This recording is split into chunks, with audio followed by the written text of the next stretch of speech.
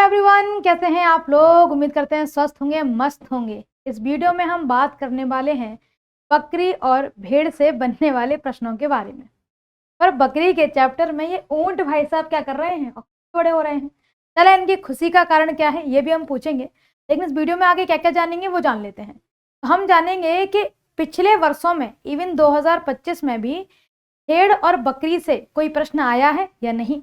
यानी कि अंत में आपको इस टॉपिक से जुड़े हुए 10 प्रश्न देखने को मिलेंगे और ये सारे के सारे प्रश्न एग्जाम में आए हुए प्रश्न हैं। क्योंकि अगर हम कोई टॉपिक पढ़ रहे हैं और उससे एग्जाम में क्वेश्चन ही नहीं आते तो फिर वो टॉपिक पर समय देना नहीं चाहिए। अगर आते हैं तो बिल्कुल अपन उस पर समय देंगे। तो हम जानेंगे कि भारत में कौन कौन सी बकरियों की नस्ल है और कौन सी बकरी किसके लिए प्रसिद्ध है, अपने ऊन के लिए या अपने मांस के लिए या अपने दुग्ध उत्पादन के लिए या अपनी प्रजनन क्षमता के लिए। ऐसे ही भेड़ के बारे में जानेंगे। ऐसे ही जानेंगे कि कौन सी ऊन किस बकरी से प्राप्त होती है, किस भेड़ से प्राप्त होती है, और प्रश्न देखेंगे अंत में। चलो शुरू करते हैं कहानी। तो सबसे पहले ऊंट भाई साहब से पूछ लें, तुम इतने खुश क्यों हो रहे हो। अच्छा, ये कह रहे हैं कि बकरी वाले चैप्टर में हम भी हैं कहीं, मतलब कि एक प्रीवियस ईयर क्वेश्चन में ऊंट भाई साहब का भी जिक्र मिलेगा, इसलिए सोचा कि पहले हम इनके बारे में थोड़ा सा बता दें। तो ये तो सभी को पता होगा कि ऊंट भाई रेगिस्तान का जहाज कहलाता है। 2 कुबड़ वाले ऊंट जो होते हैं सबसे ज्यादा उनके ऊन का प्रयोग किया जाता है, जो आपके ओवरकोट होते हैं उन्हें बनाने में और बाखल नाम के कंबल बनाने में। बाखल मतलब मोटा सा कंबल जो होता है उसका निर्माण करने में ऊंट से जो ऊन प्राप्त होती है, इसके जो बाल होते हैं उससे वो कंबल बनाया जाता है। जो कालीन होती है जो फर्श पर बिछाई जाती है, उस कालीन का निर्माण भी ऊंट के ऊन से ही होता है। ऐसा नहीं है कि सिर्फ इनके ऊनों से होता है। लेकिन हमें पता होना चाहिए कि ऊंट भाई साहब भी पीछे नहीं है, इनके भी भले ही छोटे बाल आते हो लेकिन उनका भी प्रयोग किया जाता है। अब चलते हैं टॉपिक की ओर। तो सबसे पहले हम बकरी की नस्ल पर चर्चा करेंगे और भारत में कौन कौन सी बकरियों की नस्ल है उनकी चर्चा करेंगे। इसके बाद में विदेश में कौन सी नस्लें हैं उनके बारे में हम जानेंगे, ऐसे ही भेड़ के बारे में। चलो तो आओ भाई बकरी भाई साहब से मिलवाते हैं तुम्हें। तो बकरी की प्रमुख भारतीय नस्ल में सबसे पहले आती है जमुनापारी। जमुनापारी ज्यादातर उत्तर प्रदेश में देखने को मिलती है। जमुनापार, हमारे यहाँ तो इटावा वालों को बोलते भी हैं, जमुनापार के हैं ये, इसलिए बकरी का नाम भी है जमुनापारी। इसे तोतापरी के नाम से भी जाना जाता है और ये ऐसी नस्ल है जो आमतौर पर सबसे ज्यादा पाई जाती है। ये अपने दूध की क्षमता के लिए बड़ी फेमस है। और आपको बता दें बकरी की जो प्रजनन क्षमता है वह साल में 2 हो सकती है, क्योंकि यह 5 महीने में एक बच्चे को जन्म देती है। 18 महीने में 3 बार भी अगर इनका स्वास्थ्य का ख्याल रखा जाए तो। इसका मतलब अगर हम 5 महीने तो लमसम दिनों में अगर निकालें तो 150 दिन, यानी कि 145 से लेकर के 150 दिन तक इनका प्रजनन काल होता है। और अगर हम बात करें भेड़ का तो उसका 152 होता है। क्या ये भी प्रश्न आता है? हाँ भाई, ये भी प्रश्न आता है। चले जी, तो हमें इसको भी ध्यान देना है। तो बकरी का लगभग 5 और भेड़ का 4 महीने से लेकर के 8 महीने तक हो सकता है। तो अगर हम दिनों में देखें तो ऑप्शन में हमें ज्यादातर मिलेगा बकरी के लिए 145 या 150। वो बकरी के स्वास्थ्य के ऊपर भी डिपेंड करता है, नस्ल पर डिपेंड करता है और वो किस क्लाइमेट में रहती है उस पर भी डिपेंड करता है। पर एक मोटे तौर पर देखें तो 5 महीना होता है। भेड़ का भी लमसम 5 महीना। ठीक है, तो भेड़ के लिए 152 दिन यूज कर लेंगे, बकरी के लिए 150 दिन का यूज कर लेंगे। आए तो जमुनापारी को ही क्या कहते हैं? तोतापरी भी कहते हैं। ज्यादातर इटावा जिले में पाई जाती है। इटावा उत्तर प्रदेश का एक जिला है और इटावा में एक नदी भी है, गंगा की सहायक नदी आकर के मिलती है। कमेंट करके बताना कौन सी नदी है। ठीक है, यहाँ देखें ब्लैक बंगाल, इसके नाम में ही है, देखो बंगाल और ब्लैक, ये ज्यादातर काले रंग की होती हैं इसलिए इसका नाम ब्लैक पड़ गया। और बंगाल और बिहार में फेमस है तो बंगाल क्षेत्र से इसको बंगाल नाम मिला। तो यह नस्ल पश्चिम बंगाल और बिहार में लोकप्रिय है। मुख्य रूप से उच्चतम गुणवत्ता वाले मांस और उच्च प्रजनन क्षमता के लिए जानी जाती है, यानी कि एक साथ 2-3 बच्चे पैदा कर सकती है। मानो अगर एक बार में 3 बच्चे पैदा करे 5 महीने के अंदर, हम राउंड फिगर चलो इसको 6-6 मान लेते हैं, तो एक साल में अगर 2 बार बच्चे पैदा कर रही है तो 6 बच्चे पैदा कर सकती है ये। तो प्रजनन क्षमता के लिए ब्लैक बंगाल बकरी को जाना जाता है। बात करते हैं उस्मानाबादी बकरी। उस्मानाबादी बकरी महाराष्ट्र की बड़ी फेमस बकरी है ये, और यह दूध और मांस दोनों के लिए ही पाली जाती है। जहां खास बात होगी वो बताएंगे। जैसे कि अगर हम ब्लैक बंगाल की बात करें तो प्रजनन के लिए बहुत फेमस है। अगर हम बात करें जमुनापारी तो उत्तर प्रदेश में पाई जाती है, ठीक है, ज्यादातर यूपी के शहरों में आपको यही देखने को मिलेगी। इसके बाद बरबरी की बात करते हैं।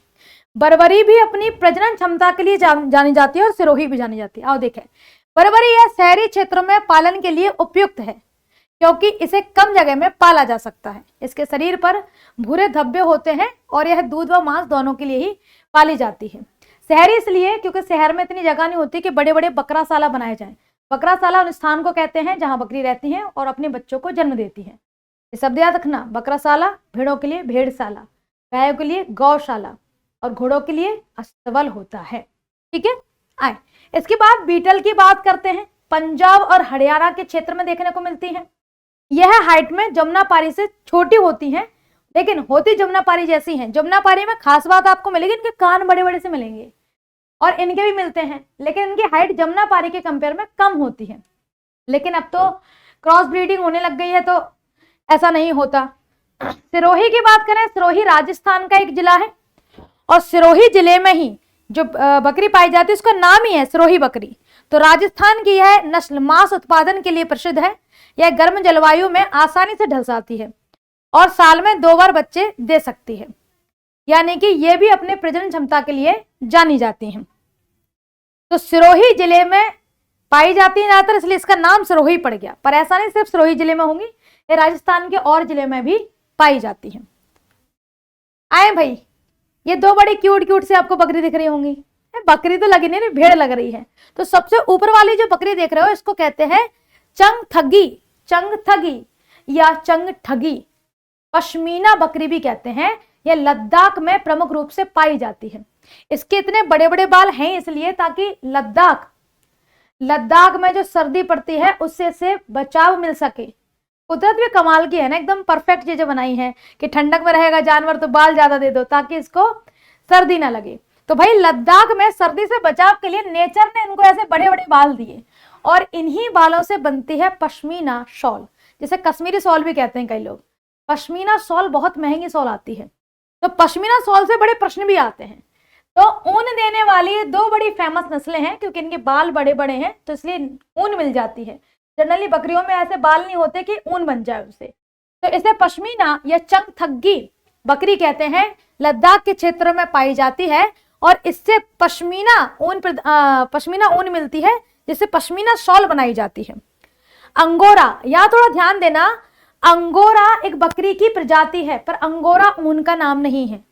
नहीं है, हाँ ऊन का नाम है लेकिन वो खरगोश से संबंधित है। तो अगर पूछे कि अंगोरा तो बकरी, लेकिन अंगोरा ऊन किससे प्राप्त हुई तो बकरी मत कर देना। अंगोरा ऊन अंगोरा खरगोश से प्राप्त होती है। कई ऐसे खरगोश होते हैं जिनके बड़े बड़े बाल होते हैं जैसे बकरी के हैं। बकरी लग रही, भेड़ वाली फीलिंग नहीं आती है ना। तो ऐसे ही खरगोश होता है, उसके भी बड़े बड़े बाल होते हैं। उससे जो ऊन मिलती है उसे अंगोरा ऊन कहते हैं। जबकि अंगोरा बकरी से जो ऊन मिलती है उसे मोहायर या महिरा ऊन कहा जाता है। तो अंगोरा बकरी से मोहायर ऊन मिलेगी जबकि अंगोरा खरगोश से अंगोरा ऊन मिलेगी। गड़बड़ी मत करना इसमें, ठीक है। चल इसके बाद हम आपको थोड़ा पश्मीना शॉल की फोटो दिखा दें। तो यहाँ आप शॉल देख पा रहे होगे, ये मैंने एक्चुअल में पुरुष की फोटो ली है इसलिए जो शॉल है वो थोड़ी प्लेन सी दिख रही होंगी। लेकिन अगर आप किसी महिला की शॉल देखोगे तो ये जो बॉर्डर पे आपको कढ़ाई सी दिख रही है ना, तो ऐसी ही आपको कढ़ाई पश्मीना शॉल पूरी शॉल पर देखने को मिलेगी। तो महिलाएं ज्यादातर ऐसी उड़ती हैं, पुरुषों की प्लेन होती है शॉल, इसलिए आपको ज्यादा नहीं दिख रहा होगा। यहाँ पे भी देखो किनारे पर कढ़ाई है, तो हम कहते हैं कश्मीरी डिजाइन की शॉल दिखाओ भाई, तो इसे ही कहते हैं पश्मीना। चल अब आपको जरा हम भेड़ों से मिलवा दें। तो बकरियों से तो मुलाकात हो गई हमारी, अब भेड़ों की ओर ले चलते हैं। तो पहले भारतीय भेड़ों के बारे में जान लेते हैं, फिर विदेशी नस्ल की जो भेड़ है उनके बारे में, फिर तुलनात्मक एक आपको टेबल भी दिखा देंगे ताकि आप एक ही जगह पर चीजों को समझ पाए। चलें जी भाई, चौकला की बात करें, मारवाड़ी की बात करें, मालपुरा की बात करें, ये लगभग सारी भेड़ राजस्थान के क्षेत्र में पाई जाती हैं। चौकला की बात करें तो ये राजस्थान में पाई जाती है, और मारवाड़ी की बात करें तो मारवाड़ी तो क्षेत्रीय राजस्थान का है, और कुछ इसमें से गुजरात में भी पाई जाती हैं। मालपुरा की बात करें तो ये भी राजस्थान में है। मालपुरा जो भेड़ है इससे मोटा ऊन मिलता है। मोटा ऊन जब होगा तो उससे स्वेटर तो बनेंगे नहीं, तो मोटे ऊन का यूज जो है, या हार्ड ऊन जो होती है, कठोर ऊन, उससे गलीचा वगैरह बनाए जाते हैं, है ना। गलीचा हो गया, पैरदान हो गए, पैर पोंछने वाले, है ना, या टेबल के नीचे बिछाने वाले कालीन टाइप से होते हैं, उनका निर्माण होता है।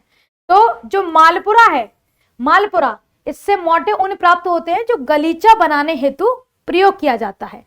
याद कैसे करोगे? देखो, जो मालदार पार्टी होते हैं ना, उन्हीं के घर में बड़े बड़े गलीचा बिछे होते हैं, है ना, टेबल के नीचे गलीचा बिछे होते हैं। हम लोग तो टाट पट्टी पे बैठ जाए भाई, तो मालदार पार्टी जो है वह गलीचा बिछाएगी, ऐसे याद कर लेना। मारवाड़ी गुजरात में मिलेगा, तो भाई मारवाड़ी, तो मारवाड़ी शब्द ही राजस्थान से जुड़ा हुआ है। सबसे मजबूत नस्ल होती है। मजबूत नस्ल का मतलब ये नहीं है कि भाई मारेंगे तो मरेगी, नहीं।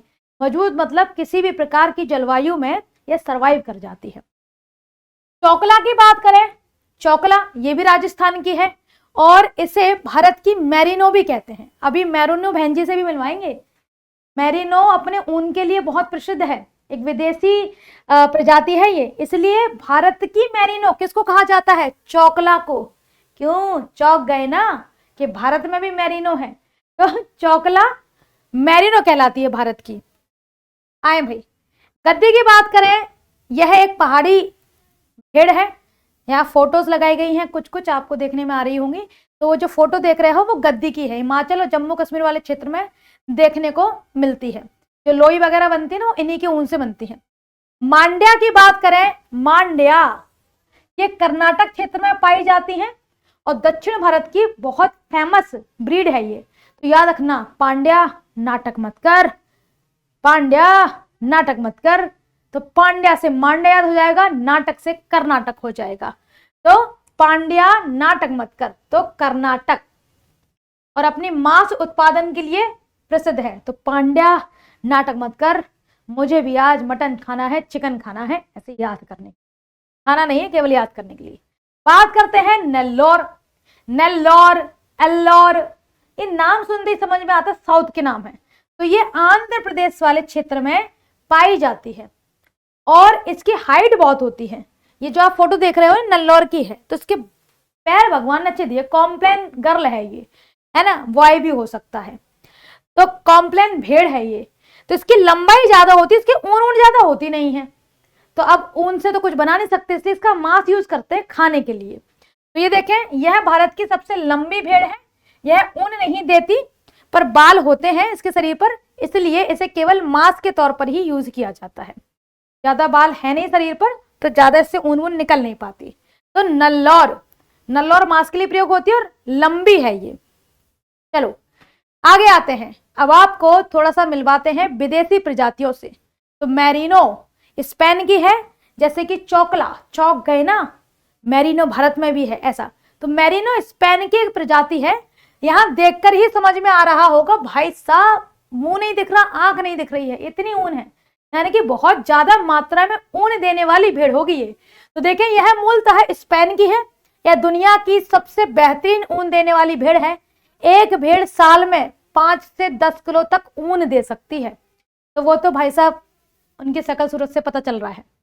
राम वॉयलेट की बात करें, यह फ्रांस की एक नस्ल है। यह ऊन और मांस दोनों के लिए ही फेमस है। सफोक की बात करें, यह इंग्लैंड की है और यह भी मांस के लिए बहुत फेमस है। तो ये राम वॉयलेट है और ये सफोक है। हमें केवल थोड़े से नाम याद रखना है कि ये नस्ल कहाँ की है। आगे देखें, डॉर्सेट की बात करें, वो क्यूट सी देख रही है तुम्हारी ओर, वो डॉर्सेट है। यह नस्ल इंग्लैंड की है। इंग्लैंड की जगह यूके भी लिख करके आ सकता है और यह अपने मांस के लिए जानी जाती है। कॉरिडेल की बात करें, ये न्यूजीलैंड की है। ये जो आपको बहन जी दिख रही हैं, ये न्यूजीलैंड से बिलोंग करती हैं।